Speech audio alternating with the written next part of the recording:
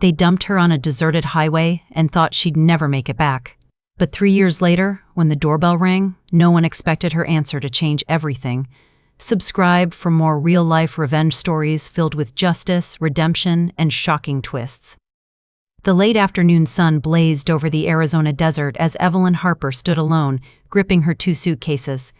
Her son, Daniel, and his new wife, Crystal, had just driven off laughing.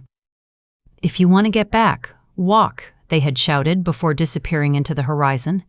The joke never came. The taillights faded, and Evelyn's world shattered in silence. At 68, arthritis gnawing at her joints, she stared down the endless stretch of highway between Phoenix and Las Vegas. Her water bottle was half empty. Her heart pounded with the realization that her own flesh and blood had abandoned her to die. It hadn't happened overnight. Daniel was 42 when he introduced Crystal to her. She was beautiful, younger, and clever, with a smile Evelyn mistook for warmth. She didn't see the way Crystal's eyes scanned her home like a vulture, sizing up the antiques, the art, the house itself. The house Evelyn and her late husband had built together over 40 years. She didn't notice the probing questions about her savings, her will, her plans. Or maybe she had noticed but didn't want to believe her only son could be part of something so cruel. Then came the pressure. "You can't live alone anymore, Mom. This house is too big. Move in with us. We'll sell it and get something modern, safer." Daniel said it with such confidence that Evelyn almost questioned her own abilities. But she was fine, slower, yes, but clear-headed. Her neighbors looked out for her. Her routines gave her comfort. She didn't need saving. And then Crystal's mother, Lorraine, entered the picture. A sharp-tongued woman with no patience for Evelyn's independence. "Old people are stubborn," Evelyn overheard once. But eventually, they break. For months, they tried to wear her down. Unexpected visits, fridge inspections, subtle digs about the dust on her shelves. They isolated her, made her feel fragile, incompetent. But Evelyn held her ground. She had no idea they were planning something far worse. The day of the betrayal began innocently enough. Daniel claimed he'd found the perfect house for all of them to live in together. He insisted she come immediately to see it. The coffee Crystal handed her before they left had a strange aftertaste, but she didn't want to seem rude. By the time they reached the car, her vision was fuzzy, her thoughts slow. The drive was a blur, unfamiliar roads, whispered laughter, a tunnel of the trail. They stopped in the middle of nowhere. Daniel handed her a bottle of water and a small bag with a sandwich. "Wait here, Mom. We'll be right back." But they didn't come back. When the effect of the drug wore off, Evelyn stood on the roadside watching the sunset bleed into the desert sky. There was no house. No concern for her safety. Just greed, cold, methodical greed. They wanted her house, her savings, her silence. The night was coming, and with it, the bitter cold of the Mojave. She sat on the cracked asphalt trembling, not just from the chill but from the realization, "My son wants me dead." But Evelyn wasn't ready to die. Not like this. She rose on aching legs. The road stretched endlessly, black against the pale sand. She picked a direction and started walking. Every step was defiance. Every breath a declaration, "I will not give you the satisfaction." She had taught about desert survival to her students for decades. Now, those lessons became her lifeline. She walked under a moonlit sky, guided by the North Star. She rationed every sip of water, ignored the gnawing pain in her knees, and pushed through the cold. At dawn, her body ached like never before, but she was alive. She kept walking. When the sun climbed higher and the heat turned brutal, a faint hum broke the silence. A truck. She staggered into the middle of the road, waving her arms. The truck slowed. A woman in her 50s with sun-leathered skin watched her cautiously. "Are you okay, ma'am?" she asked. Evelyn's voice cracked as she answered, "My son left me here. He left me to die." The woman, Maria, helped her into the truck, wrapped her in a blanket, and handed her water. "We're going to Phoenix. Hospital first, then the police." What they did is a crime. The word crime echoed in Evelyn's mind. Yes, it was more than cruelty. It was attempted murder. In the hospital, doctors said she was lucky. A few more hours, and the desert would have claimed her. Maria visited every day, a stranger who showed her more love than her own blood. The police launched an investigation. They found sedatives in the coffee remains, forged property documents with her signature, and GPS data that placed Daniel and Crystal at the exact stretch of highway. Within days, both were arrested, caught packing up Evelyn's house. Detective Alvarez visited her room with the news. "We have them. The evidence is overwhelming." Evelyn nodded, tears in her eyes. She had imagined justice countless times, but hearing her son was in handcuffs made her chest hollow. "Did he confess?" "Not at first," Alvarez said, "but the evidence is airtight. They planned this." The betrayal cut deeper than she'd expected.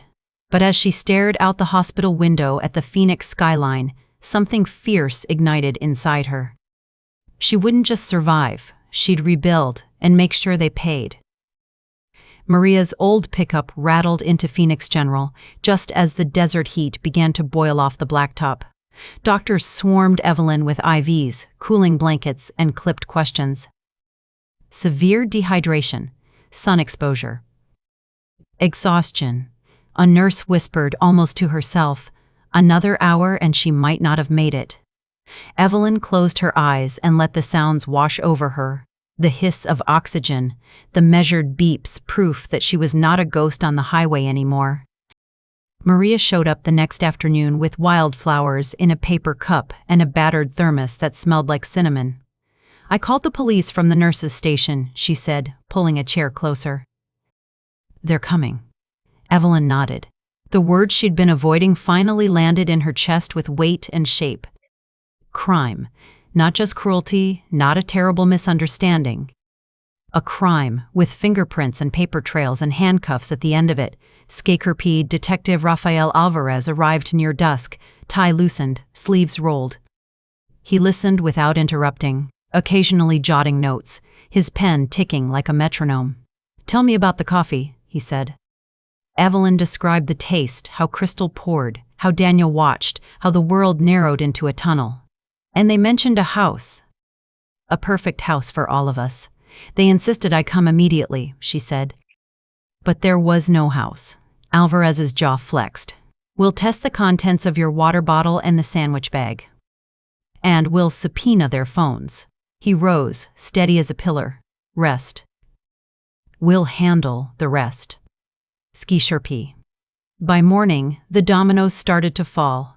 Crime scene techs picked up her bottle and the sandwich wrapper. Forensics found sedative traces. Alvarez's team pulled Daniel's phone records and ping history. The GPS breadcrumb trail marched straight out of Phoenix, paused for 43 long minutes on an empty stretch of road, then continued north without circling back.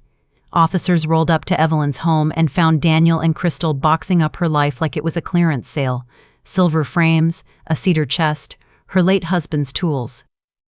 Crystal feigned shock. Daniel fumbled a story about helping mom downsize.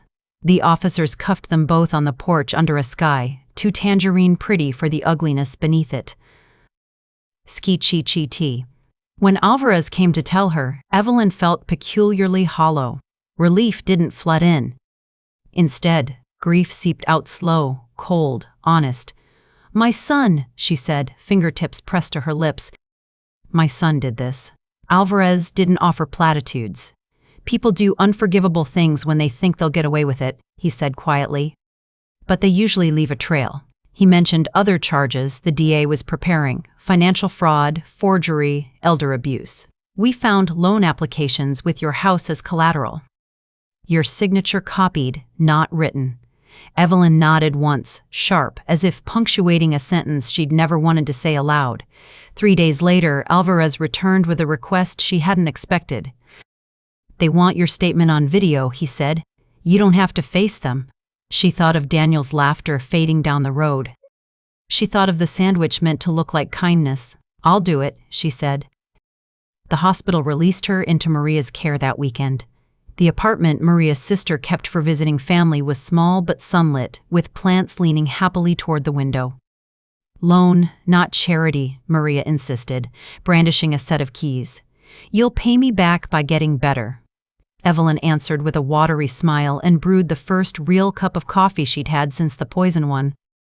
The mug warmed her hands. She held it like a flag planted on new ground. The trial took 8 months to come to life. Subpoenas and continuances, expert witnesses and forensic reports. Evelyn did not go back to her old house. She sold it through a lawyer and never set foot inside again.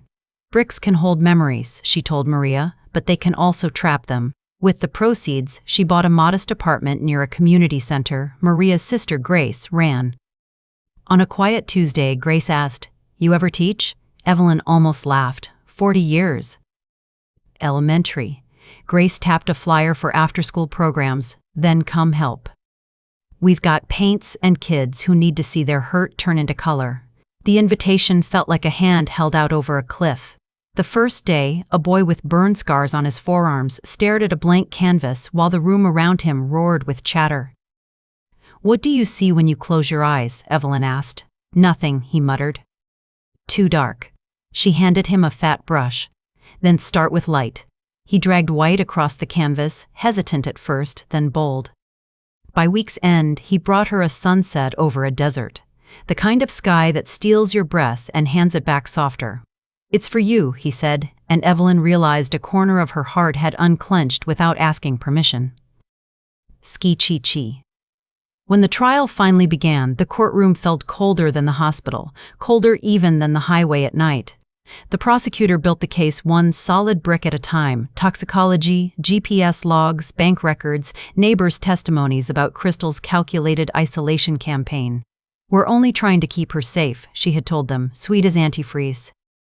The defense tried to cast doubt. Misunderstood intentions, they said. A family dispute spun out of control, but the paper trail didn't blink, nor did the desert. The desert told its part of the story with cracked lips and sunburned skin. The jury listened. They looked at Evelyn small, steady, unbroken, and then at Daniel. He stared at the table, jaw clenched. Crystal kept her gaze on some invisible point above the judge's head. Lorraine never took the stand. There wasn't enough to tie her in with handcuffs, just enough to bankrupt her sleep. Ski-chi-chi verdicts came down heavy and even, prison time with the possibility of parole for good behavior. Evelyn left the courthouse into a sun too bright for victory laps. Maria squeezed her shoulder. "Justice," she offered. "Consequences," Evelyn corrected gently. "Justice would have been my son remembering who raised him." Life didn't ask permission to keep moving. Evelyn settled into a rhythm, mornings at the community center, afternoons walking the neighborhood, evenings with tea and paint-stained fingers. She discovered her hands remembered how to make beauty out of mess: palettes, canvases, paper taped to tables, little palms blotting stars into skies. Grace nudged her toward bigger things. "Let's apply for a grant," she said. "You draw, I'll type." They built a proposal thick with photos and quiet victories, with attendance logs and quotes from kids who had learned to reach for color when words failed. Months later, an envelope arrived with a seal that looked expensive and a letter that made Evelyn sit down hard. Approved. Funding for an expanded art program. A salary, supplies, assistance. She pressed the paper to her chest and laughed until she cried. "Say yes," Grace said. Evelyn said yes. On an ordinary Wednesday, the mail brought a letter with an official crest and a bureaucratic heart. The parole board invited her to submit a victim impact statement for Daniel's early release hearing, scheduled for July 15. The room stilled around her. Maria, drying dishes, froze mid-wipe. "You okay?" she asked. Evelyn set the letter on the table like it might break. "He wants out early." For the rest of the day, the question followed her like a shadow. She asked no one and everyone: the kettle on the stove, the canvas on her easel, the scarred boy, now braver, who painted desert storms as if rain answered prayer. "My mom says when you don't know," he said, tapping his chest, "you listen here." Heads get loud, hearts know quiet. Evelyn smiled. "Your mom is wise." She found a bench in the park after class and let the sun press its warmth into her shoulders. Grace brought coffee and silence, the generous kind. "What would you do?" Evelyn asked finally. Grace shook her head. "Not my question to answer." "What lets you keep healing? That's the question." That night, Evelyn didn't write. She sketched. She sketched Daniel as a gap-toothed boy, Daniel helping her change a flat tire at 19, Daniel bringing lilies for her birthday at 30, Daniel with hunger in his eyes the year Crystal arrived. She arranged the drawings into a chronology that could not be argued with. Love existed. So did greed. So did choice. The next morning, she called the prison and requested a visit. The approval came back faster than she expected. Bureaucracy occasionally moved like a startled bird. 3 days later, she sat across from Daniel in a cinder-block room, a metal table bolted between them. He looked older, thinner. Gray threaded his hair. When he saw her, something fragile broke across his face. "Mom." The word held awe, apology, and a child's tremor. "Don't call me Mom to get what you want," she said, not unkindly. "I came to listen." He swallowed. "There's no excuse," he said, voice rough. "I could blame Crystal, blame money, blame panic. But I chose." He blinked hard. "Every day I wake up and remember the highway. I can't breathe for a second. Then I do. Because I'm still here to feel it, and that's a mercy I don't deserve." "Remorse is not repentance," Evelyn said softly. "What have you done with the memory?" "Programs," he said. "I work in the rehab wing. I mop floors and bring books and sit with men shaking from their demons. I can't fix what I broke, but I can pick up a broom where I am." He lifted his eyes. "I'm not asking for forgiveness. I'm asking you to know I'm not the same man who drove away." They spoke until the guard tapped the doorframe. When Evelyn stood, Daniel didn't reach for her. He knew better now. "Whatever you write," he said, "I'll accept." She nodded. "Then accept this. You don't get to define me anymore. I do." She left the prison into heat that smelled like creosote. The drive back was quiet. No radio, no thoughts loud enough to drown the hum of tires on asphalt. At home, she laid paper on the table and wrote her statement in one sitting, the words arriving like rain on dust. She did not ask the board to slam the door on Daniel forever. She did not ask them to open it wide. She wrote the facts, the drugged coffee, the drive, the highway, the half-empty bottle, the cold, the heat, the walk, the pickup truck, the hospital. She wrote about the forged papers and the boxes filled with her life. She wrote about the community center, the boy with scars who painted light first. Then she wrote the thing that surprised even her hand. "I cannot forgive the unforgivable today. But I refuse to be owned by hate." If Daniel Harper has truly begun the work of change, let his life prove it under the weight of accountability. Give him the chance to be watched doing right. She signed it and sealed the envelope. Skisi chirpy. Months unfurled. The grant turned into shelves of new brushes and rows of easels. A local gallery heard about the teacher who paints deserts like hymns and asked to see her work. Evelyn brought 4 canvases and came home without 2. "You're an artist," Grace crowed. "You've always been." Now the city agrees. The parole hearing arrived on a pale winter morning. Evelyn wore a simple dress and the necklace her husband had given her after Daniel was born. She read her statement with a voice that didn't shake. Daniel didn't look at her while she spoke. That felt like respect.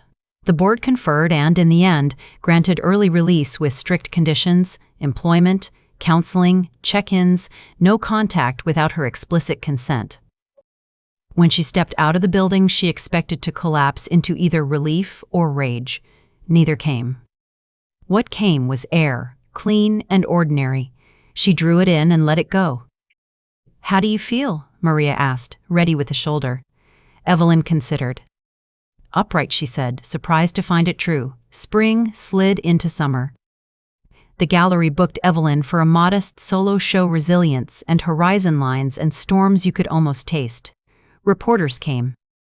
The review used words like luminous and unsentimental grace.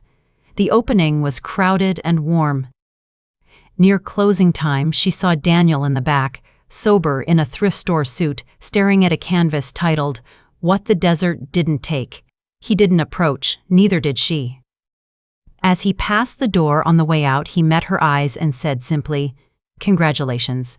She watched him go, some complicated weather moving through her chest that wasn't a storm anymore. A week later, a letter arrived with no return address.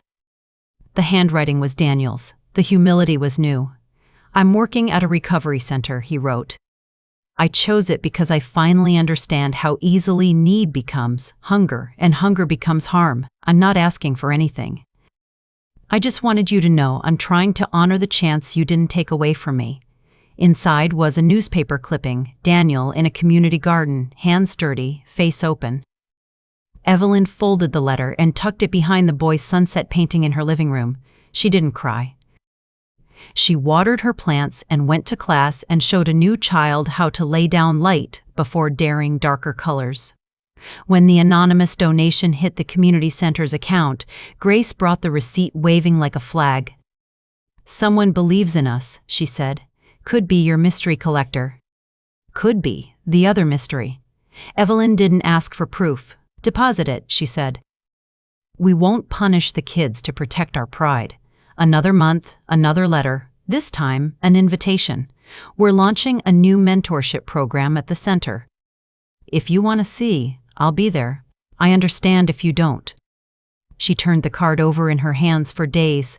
When she finally went, the building smelled like coffee and fresh paint. Daniel was speaking quietly with a teenager whose shoes were coming apart at the seams. He looked up, stunned, then careful. He gave her a tour, open palms, no expectations. "Why this work?" she asked in the garden, watching bees commute between blossoms. "Because restitution has to look like something," he said. "And because sweeping floors, listening hard, and planting things that outlive you are good ways to start." She nodded. They parted with an awkward half gesture that wasn't a hug and wasn't nothing. On the drive home, Evelyn realized the highway didn't scare her anymore. It didn't own her. The desert had tried to swallow her and failed. She turned the radio on for the first time in a long time and let a song about beginning again fill the car. She didn't know what the future would ask of her or what she would be willing to give. She only knew this. She had chosen life the night she started walking, and she was still choosing it now. Brushstroke by brushstroke, child by child, day by day. And somewhere on the other side of the city, her son was choosing something too. Not absolution. Not yet. But something that grew in the soil where once only cruelty had taken root.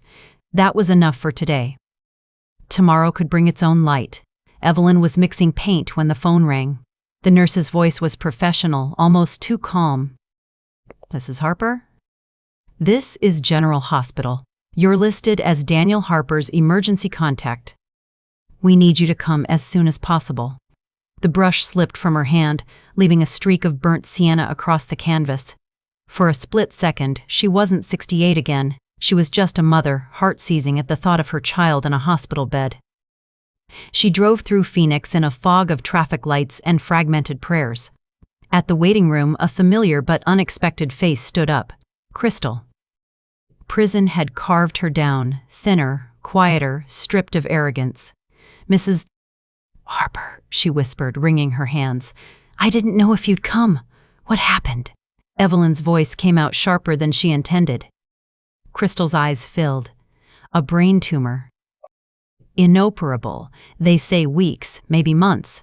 She sank into a chair. "He's been having headaches since prison. He never told you because he didn't want to be a burden." "Not after everything." The irony hit like a punch. The son who'd once conspired to dispose of her like a burden now suffered in silence to avoid becoming one. A doctor appeared, his tired eyes confirming everything Crystal said. "We've stabilized him for now. The tumor is aggressive. You can see him, but he's sedated." The room was dim, the machines humming like a mechanical lullaby. Evelyn approached the bed slowly. Daniel's hair was threaded with premature gray, his face sunken but softened by sleep. Beneath the tubes and bandages, she glimpsed the boy she'd raised, the one who used to leave flowers by her door every Mother's Day. Crystal hovered in the doorway, unsure if she was allowed to exist in this space. Evelyn looked at her and said, "Come closer. He needs both of us." For a long time, neither woman spoke. Two lives intertwined by betrayal, now bound by quiet vigil. Crystal finally broke the silence. "He wanted to talk to you. He just didn't know how to start." Evelyn didn't answer. Words didn't matter right now. Presence did. They stayed through the night. At dawn, Daniel's eyes fluttered open. "Mom?" His voice was barely a whisper. Evelyn took his hand, the same hand that once pushed her away on a desert road. "I'm here," she said. For a moment, the past dissolved into the sterile white of the hospital room. "I didn't want you to see me like this," he murmured. "Don't waste your strength," she replied. He tried to smile, but failed. "I need to say this. I've spent these years trying to make amends, working, helping addicts, trying to become someone I can look at in the mirror. I wanted you to see that, not this." Evelyn's throat tightened. "I have seen it, Daniel. I've seen the letters. The work you've done, I know." Tears welled in his eyes. "Thank you," he whispered, "for not shutting the door completely."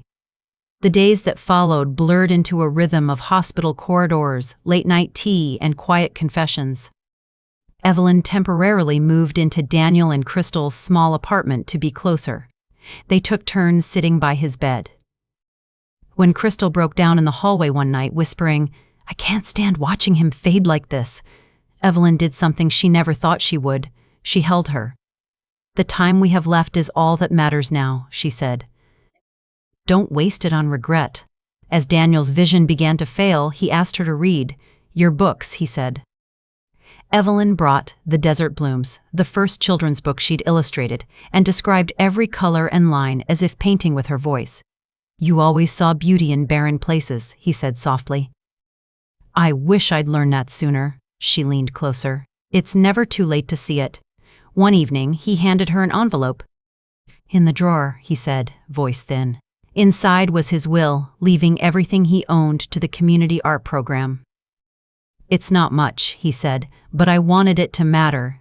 She tried to object, but he shook his head. "One more thing, Crystal. She has no one else. When I'm gone, promise me she won't be alone." Evelyn paused. The woman who'd once plotted her death was now entrusted to her care. But looking at Crystal asleep in a chair, face softened by exhaustion, she saw not a villain but a broken person trying to survive the wreckage they'd created. "I promise," she said. 3 days later, Daniel slipped into a coma. Crystal and Evelyn held his hands as a storm rolled over Phoenix, lightning illuminating the hospital room like a stage. In the early morning hours, his breathing slowed, then stopped with a quiet sigh.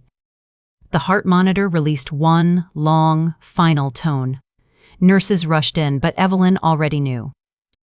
Her son was gone. The funeral was simple but unexpectedly crowded. Former colleagues, people from the rehab center, kids he'd mentored, even some from Evelyn's community program came to pay respects. They spoke of a man she barely knew, the patient counselor, the listener, the one who showed up early and stayed late. Crystal stood beside her the whole time, silent but steady. After the crowd dispersed, Evelyn remained alone at the grave. She opened the envelope Daniel had left. "Dear Mom, if you're reading this, I'm gone. I don't see this illness as punishment. It's clarity. I wasted years chasing the wrong things. But my greatest gift wasn't redemption. It was the chance you gave me to die as your son, not as your executioner. Thank you for seeing the man I tried to become, even if too late. Please help Crystal find her way. And Mom, plant something in the desert for me. Something that will bloom where I once left you to die." Tears soaked the paper, but they weren't bitter. They were clean, like rain after drought. In the months that followed, Crystal began volunteering at the community center. She sorted supplies, balanced budgets, and slowly rebuilt a life defined by service, not schemes. She and Evelyn weren't friends, not exactly, but they shared something deeper: survival. Trust wasn't automatic, but it grew like desert wildflowers, fragile, stubborn, unexpected. A year after Daniel's death, Evelyn drove with Crystal to the stretch of highway where everything had fallen apart. They planted cacti, agave, and desert blooms along the roadside, creating a small oasis where betrayal once lived. Crystal wiped her brow. "Do you think they'll survive?" Evelyn looked at the plants, the stubborn green against endless sand. "Some will. Some won't. But the ones that do will be stronger for it. Just like us." She stood back, the sunset painting the desert sky in oranges and purples.